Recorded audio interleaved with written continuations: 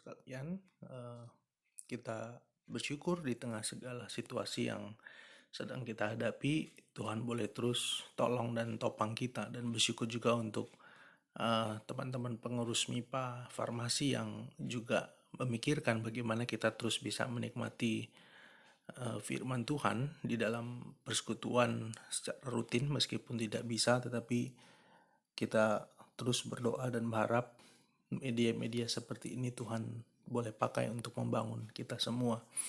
Saya berharap teman-teman sudah membaca surat Kolose pasal yang kedua. Saya minta izin kepada pengurus untuk mulai membahas dari ayat yang ke-13 sampai dengan pasal yang ketiga, ayat yang keempat. Saya harap teman-teman sudah baca dan saya akan mulai pembahasan bagian ini. Kita akan mulai dengan menyaksikan satu buah klip yang nanti saya akan jelaskan apa kaitannya ini dengan apa yang akan kita bahas.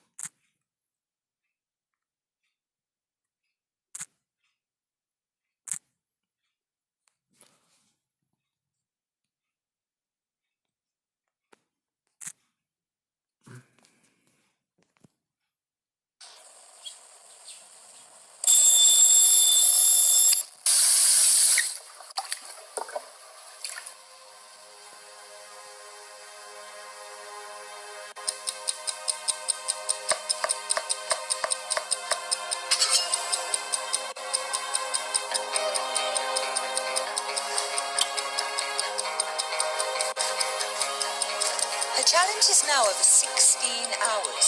7 hours to go for the non-blinking world record.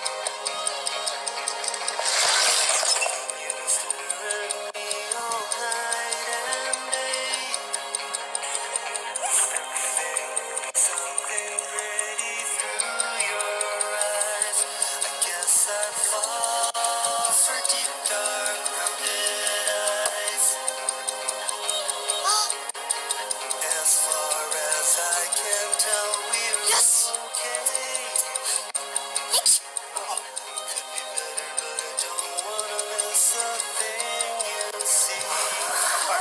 The whole world has its eyes on this one Asian woman.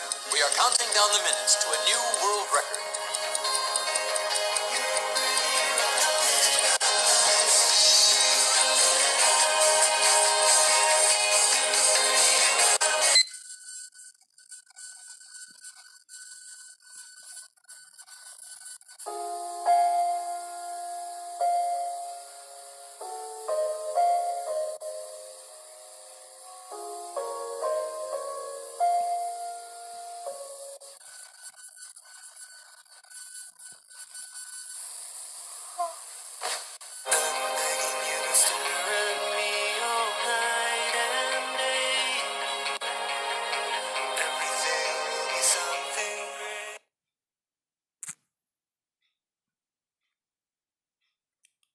Baik, itu iklan coklat, bukan karena sedang Valentine.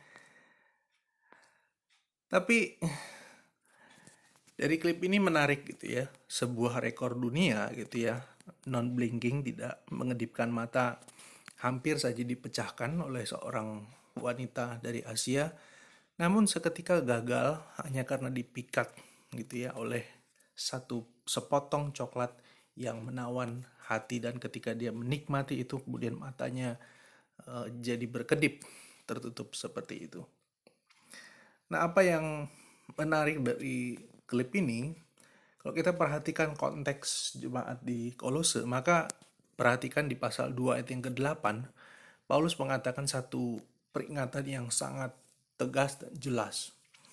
Dia mengatakan, hati-hatilah supaya jangan ada yang menawan kamu. Jangan sampai ada yang menawan kamu dengan filsafat yang kosong dan seterusnya. Paulus mengingatkan jemaat, kamu sudah ada di dalam Kristus. Ayat yang sangat terkenal, pasal 2 ayat yang ke-6 dan yang ke-7, kamu telah menerima Kristus, karena itu hendaklah hidupmu tetap dalam Dia, dan seterusnya. Nah, Paulus mengingatkan ada satu ancaman yang sekarang mereka sedang hadapi. mereka sudah menerima Kristus, tetapi dalam menjalani hidup yang sudah di dalam Kristus, Paulus mendapati satu kenyataan bahwa ada sekelompok orang yang mencoba menawan atau membuat hati mereka lebih dipikat dan diarahkan kepada hukum itu lebih daripada apa yang sudah Kristus lakukan bagi mereka. Jadi Paulus mengingatkan, berhati-hatilah supaya jangan ada yang menawan kamu dengan filsafat yang kosong. Di ayat 6 sampai dengan ayat yang ke-15 di pasal yang kedua, Paulus mengingatkan siapa itu Kristus dan apa karya yang sudah kita, orang-orang Kolose, alami oleh karena apa yang sudah Kristus lakukan. Di ayat yang ke-9 sampai dengan yang ke-10 dia mengatakan, kita adalah orang-orang yang sudah mengalami karya Kristus. Siapa itu Kristus? Yesus adalah kepenuhan Allah, fullness of deity. Dia juga adalah orang yang menjadi head over ruler, di penguasa atau pemerintah yang paling utama. Dan di dalam apa yang Yesus lakukan, Paulus mengatakan kita sudah disunat, kita sudah dibaptis, dan kita sudah mati. Kita tadinya mati dihidupkan sesudah Yesus mengampuni dosa kita. Kita sudah dibaptis, kita mati dan bangkit oleh kuasa yang sama yang juga membangkitkan Kristus. Kita juga sudah disunat oleh penanggalan tubuh yang berdosa, dan semua itu kita alami di dalam dan melalui Kristus. Itu sebabnya di ayat yang ke-16, ini sebenarnya ayat yang mulai diminta oleh pengurus untuk kita bahas. Paulus memulai dengan kata penghubung karena itu. Therefore, karena kita sudah ada di dalam Kristus dan karena Kristus sudah melakukan karya yang sempurna dan itu sudah kita alami gitu di dalam kematian, kebangkitan bersama dengan Kristus, dan juga kita sudah dibaptis bersama-sama dengan Dia. Karena itu kamu harus membiarkan dirimu untuk tidak gitu ya. Nah, sekarang kalau kita perhatikan ayat yang ke-16 sampai dengan ayat yang ke-23, Paulus masuk dengan via negativa. Karena kamu sudah ada di dalam Kristus dan kamu sudah mengalami karya Kristus yang sempurna, kamu sudah disunat, kamu sudah dimatikan dan dibangkitkan bersama dengan Kristus, maka yang Paulus menyampaikan secara negatif ada 3 hal. Yang pertama, jangan biarkan orang menghukum kamu. Do not let anyone judge you. Menghukum kamu dengan cara apa? Dengan makanan, dengan minuman, dengan hari raya, dengan hukum-hukum berkaitan dengan bulan baru, dan juga hari Sabat dan seterusnya. Karena kamu sudah ada dalam Kristus dan kamu sudah mengalami karya Kristus yang sempurna, jangan kamu biarkan kamu dihukum, gitu ya. Jangan makan ini, atau sebaiknya kamu harus makan itu dan seterusnya. Harus memperingati hari raya tertentu, bulan baru tertentu, hari Sabat tertentu dan seterusnya. Nah, kalau kita tahu ini konteksnya memang pada waktu itu ada pengajar-pengajar yang mencoba mengaitkan gitu ya filsafat Yahudi dan juga kebudayaan Helenistik yang sangat legalisme gitu ya. Kita tahu orang Yahudi itu sangat kuat dan sangat sangat memegang hukum. Jadi memang terkenal sebagai orang yang sangat legalis. Jangan kecap ini, jangan sentuh itu, jangan makan ini, itu, dan seterusnya. Nah, Paulus mengingatkan karena kamu sudah ada dalam Kristus, jangan sampai kamu dihukum sama orang-orang berkaitan dengan hal-hal yang seperti tadi. Yang kedua, karena kamu sudah ada di dalam Kristus dan karya Kristus sudah sempurna kamu alami, yang kedua, jangan kamu biarkan kemenanganmu digagalkan. Disqualify you for the prize. Oleh siapa? Oleh orang yang pura-pura merendahkan diri, menyembah malaikat, memiliki penglihatan dan seterusnya. Jadi kalau yang pertama itu bicara tentang legalisme gitu ya, campuran antara filsafat Yahudi dan juga Helenistik. Yang kedua, ini Paulus mengingatkan hati-hati juga sama salah satu ajaran yang sangat kuat berkembang di Kolose waktu itu adalah Gnostik. Gnostik berasal dari Gnosis gitu ya, dalam bahasa Greka itu ginosko, artinya I know, aku tahu. Ini bicara tentang pengetahuan gitu ya, pengetahuan, makanya ada banyak sekali hikmat yang tersembunyi, dan seterusnya yang Paulus pakai di kitab Kolose ini. Nah, ciri-ciri umum dari ajaran Gnostik adalah dualisme metafisika.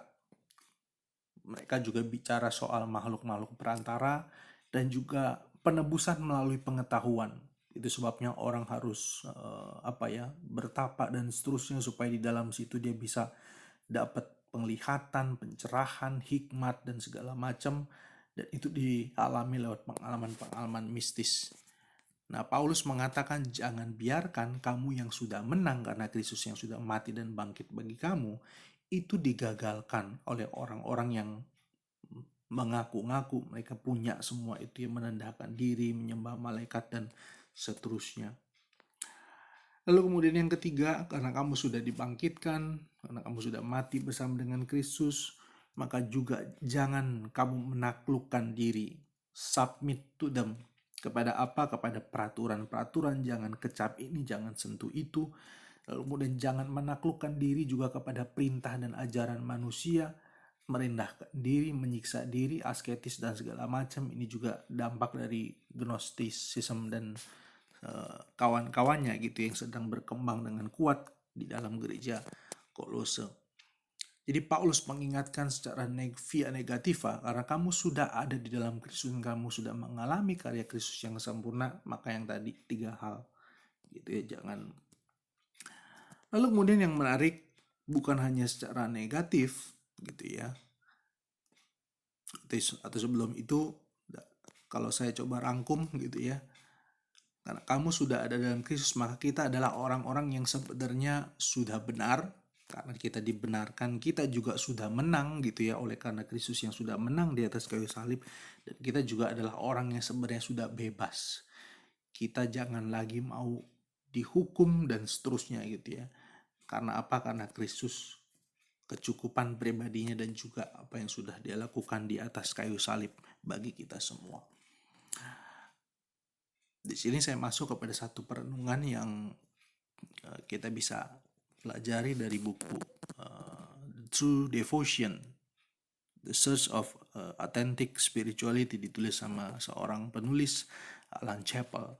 Ada yang menarik dari buku ini, dia mengatakan begini, sebenarnya kerohanian yang sejati itu sebenarnya adalah kerohanian yang berpusatkan hanya kepada Kristus. Sehingga untuk mengujinya apakah kita punya kerohanian yang sejati atau tidak, maka Alan Chappell mengatakan cara mengujinya yaitu dengan mengingat 2 hukum matematika teologis. Ada 2 hukum. Yang pertama, setiap kali menambah, Anda sebenarnya mengurangi. Jadi ini hukum matematika teologis yang pertama. Setiap kali menambah, maka sebenarnya kita sedang mengurangi. Setiap kita mengatakan Kristus itu butuh ditambah sama mengikuti peraturan atau dan sekitarnya dan sebagainya begitu ya, maka sebenarnya kita sedang mengurangi kecukupan Kristus. Hukum yang kedua, apa yang Anda tambahkan itulah sebenarnya yang Anda sembah. Jadi kalau kita pikir Kristus nggak cukup dan kita perlu tambahkan untuk lakukan hukum ini, lakukan tuntunan ini dan segala macam, maka sebenarnya kita tambahkan itu yang kita anggap lebih penting karena yang pertama itu kurang. Jemaat di Kolose itu mengalami masalah yang sebenarnya mereka bukan sama sekali tidak percaya sama Yesus. Yesus tetap ada gitu ya. Tetapi bagi mereka percaya hanya kepada Yesus itu kurang. Mereka mulai terbuai oleh beragam pengajaran dan aturan yang akhirnya menjadi lebih memikat daripada kemuliaan, keindahan, dan kecukupan Kristus. Saya kira ini kalimat yang kita terus perlu renungkan gitu ya. Kita memang mungkin tidak membuang Yesus, tetapi kita berpikir Yesus itu nggak cukup sehingga kita perlu tambahkan harus ikut aturan ini, mentaati petunjuk itu, dan seterusnya.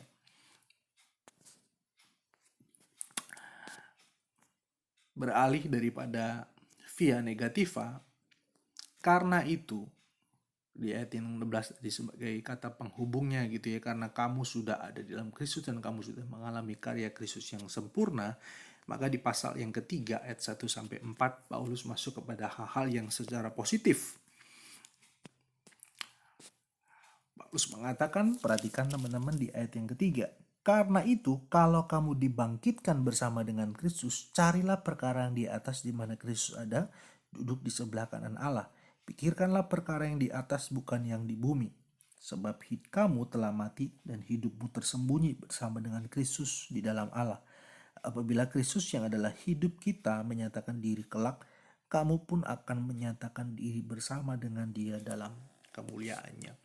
Jadi karena kamu sudah ada di dalam Kristus, kamu sudah dibangkitkan, karena kamu sudah mati dan hidupmu tersembunyi bersama dengan Kristus, maka secara positif Paulus memberikan satu perintah gitu ya, terus-menerus untuk mencari, keep seeking, dan juga di ayat yang ketiga itu pikirkanlah gitu ya.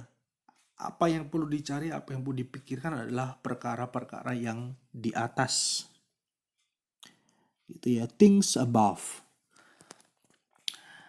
Ada yang menarik gitu ya, ada satu penafsir yang mengatakan carilah dan pikirkanlah, itu sebenarnya dua kata yang Paulus pikirkan sebagai refleksi dan juga aplikasi dari Matius 6 ayat yang ke-33. Carilah dahulu kerajaan Allah. Jadi sebenarnya perkara yang di atas tentu saja itu berlawanan dengan perkara yang di bawah atau yang di bumi, yang kalau kita kontraskan dari konteks pembahasan ini, itu lawan dari apa yang Paulus sampaikan di pasal 2 ayat 16 sampai 23 tentang peraturan makan, minum, sentuh gitu ya, tentang hari baru dan seterusnya gitu ya. Sebaliknya Paulus memberikan perintah, pikirkanlah, carilah perkara yang di atas. Atau kalau kita setuju sama tafsiran salah seorang penafsir tadi, maka yang Paulus perintahkan, karena kamu sudah ada di dalam Kristus dan mengalami karya Kristus yang sempurna, maka carilah dahulu kerajaan Allah dan kebenarannya. Kita sudah mati dan kita sudah bangkit bersama dengan Kristus. Dan yang menarik, Paulus mengatakan nanti apabila Kristus datang atau menyatakan dirinya kelak, ini saya pikir janji yang sangat indah, kita pun akan menyatakan diri bersama dengan Dia. Jadi kita tidak hanya melihat kemuliaannya, tetapi kita akan bersama-sama dengan Kristus dalam kemuliaannya untuk kemudian dinyatakan kelak. Saya kira ini merupakan janji yang sangat indah, dan ini sebenarnya merupakan sebuah sesuatu yang Paulus redeem. Kalau orang-orang yang dipengaruhi ajaran Gnostik, mereka akan berjuang memikirkan supaya kemudian dapat pencerahan gitu ya. Paulus mengatakan kita yang ada di dalam Kristus kelak akan dinyatakan bersama-sama dengan Kristus di dalam kemuliaan. Nah, teman-teman, sebagai yang terakhir, sebagai pertanyaan untuk direnungkan, ada dua hal. Yang pertama, apakah ada hukum atau tradisi atau aturan dan sebagainya selain Injil kasih karunia yang sampai saat ini mungkin kita terus perjuangkan untuk kita lakukan gitu ya, karena kita pengen hidup yang lebih baik. Karena bangsa orang Batak mungkin ya ini cukup banyak yang berkaitan sama adat istiadat dan tradisi gitu ya. Misalkan kalau kamu sebagai orang Batak, kalau kamu tidak sembahyang gitu ya, atau datang ke kubur orang tua, mendoakan mereka dan segala macam. Bahkan dulu saya ingat sekali opung saya ngajak bawa rokok gitu ya. Opung boru saya, maksudnya yang cewek, kami secara reguler harus datang ke kubur orang tua opung laki-laki saya, lalu kemudian kasih di sana rokok, kasih apa dan segala macam. Saya pernah tanya, kenapa kita mesti begini, Pung? Ya supaya kita diberkati, didoakan sama Dia gitu dan seterusnya gitu ya. Jadi coba pikirkan teman-teman, apakah ada hukum, tradisi atau aturan yang kita lakukan gitu ya, Entah kita terpaksa melakukan, entah kita memang melakukan itu karena kita takut atau kita pengen dapat kehidupan yang lebih baik dan seterusnya. Jadi teman-teman coba pikirkan gitu ya. Dan coba nanti jawab.